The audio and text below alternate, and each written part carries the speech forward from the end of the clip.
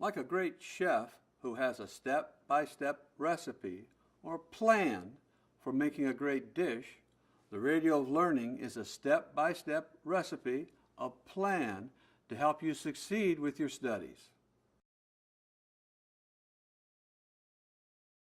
Step 1 is to identify information to be learned. Step 2 is condense that information into an efficient note format that speeds learning. Step 3 is verify if your notes are complete and accurate. And in Step 4, that's where you learn the information.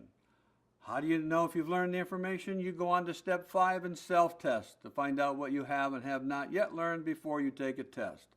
In Step 6, you keep the information fresh in mind by regular reviews. In Step 7, you show how well your learning skills worked on tests and exams and quizzes. In Step 8, you evaluate the effectiveness of your learning skills, keep those learning skills that worked, and replace those that didn't work so well. And then in Step 9, you modify your skills for better learning.